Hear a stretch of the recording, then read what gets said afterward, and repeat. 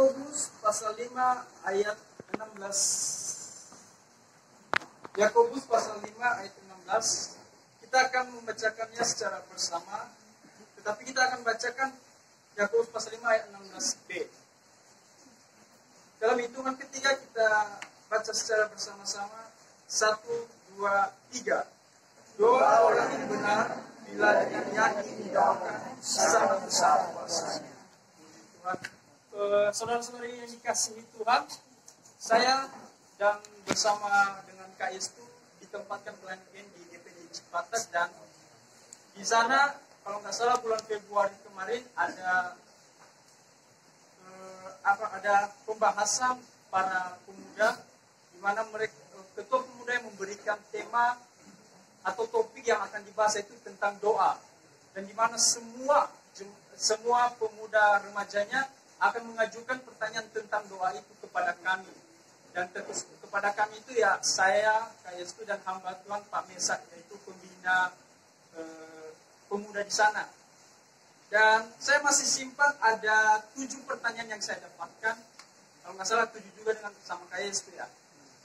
Dan ini saya masih simpan hingga saat ini, dan saya akan bacakan semua pertanyaannya. Kenapa sih kita harus berdoa? Mengapa kita harus berdoa setiap saat? Mengapa kita harus selalu berdoa kepada Tuhan Yesus? Doa adalah cara kita berkomunikasi dengan Tuhan. Bagaimana cara kita menjaga komunikasi dengan Tuhan? Lalu ada pertanyaan berikutnya juga, bagaimana jika doa kita belum dikabulkan padahal kita sudah sungguh-sungguh berdoa? Ada juga pertanyaan, doa apa sih yang membuat kita bisa bahasa roh? Dan satu pertanyaan yang sangat baik menurut saya dan menjadi tema renungan kita juga pada malam hari ini, yaitu apakah doa bersama lebih berkuasa daripada doa secara pribadi? Sekali lagi, apakah doa bersama lebih berkuasa daripada doa secara pribadi? Ini menjadi tema renungan kita pada malam hari ini. Ketika saya merenungkan ini, benar juga, kita sering berdoa bersama, betul tidak? Bahkan sebentar lagi kita akan berdoa secara bersama-sama, menaikkan pokok doa kita. Lalu apakah doa bersama itu lebih berkuasa daripada doa secara pribadi? Jawabannya ya tentu tidak. Doa bersama tidak lebih berkuasa dari doa secara pribadi. Demikian juga doa secara pribadi tidak lebih besar daripada doa secara bersama-sama. Artinya tetap sama. Sama-sama berkuasa jika doa itu dilakukan dengan benar. Dan sama-sama tidak berkuasa jika doa itu dilakukan dengan tidak benar.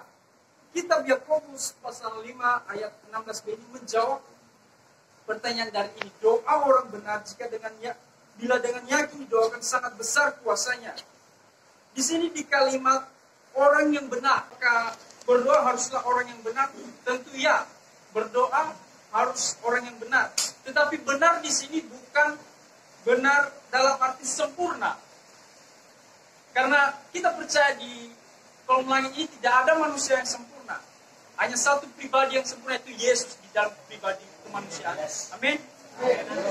Dan kitab Yakobus ini, jika kita membaca ayat berikutnya, Tuhan memberikan contoh, yaitu Elia, manusia biasa yang tidak sempurna. Ketika ia berdoa supaya hujan tidak turun, hujan tidak turun. Ketika ia berdoa hujan turun dan hujan turun. Artinya tidak ada manusia yang sempurna. Elia lah jadi contohnya. Lalu seperti yang saya katakan, apakah doa haruslah orang benar? Ya, melainkan benar dalam arti sini bukan benar melainkan sempurna tadi, tapi benar di sini yaitu melainkan benar dalam arti Injili. Artinya ia tidak mencintai satupun atau menyetujui kejahatan jenis apapun, atau yang sering kita dengar benci akan dosa, benci dosa. Tetapi orang yang taat dan hidup berkenan di hadapan Tuhan. Kembali ditegaskan di dalam kitab Amsal kitab Amsal 15 ayat 29, saya akan bacakannya kepada kita semua. Tuhan itu jauh daripada orang fasik, tetapi doa orang benar didengarnya. Artinya Tuhan jauh kepada orang fasik.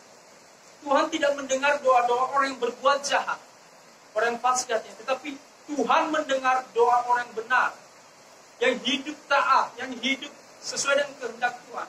Dan kembali kembali ditegaskan di dalam Mazmur nomor 66 ayat 18.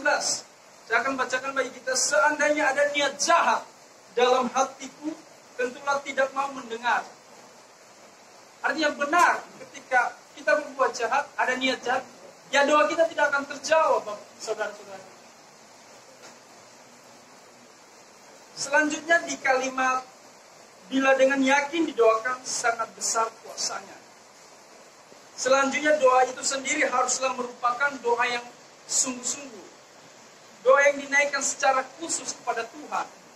Doa itu harus merupakan luapan hati kepada Allah dan dialirkan dari iman yang tulus. Artinya kita berdoa dengan segenap hati kita, dengan sungguh-sungguh, dengan kerinduan kita.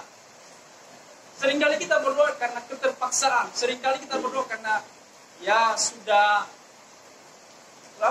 menjadi pokok wajib atau rutinitas kita.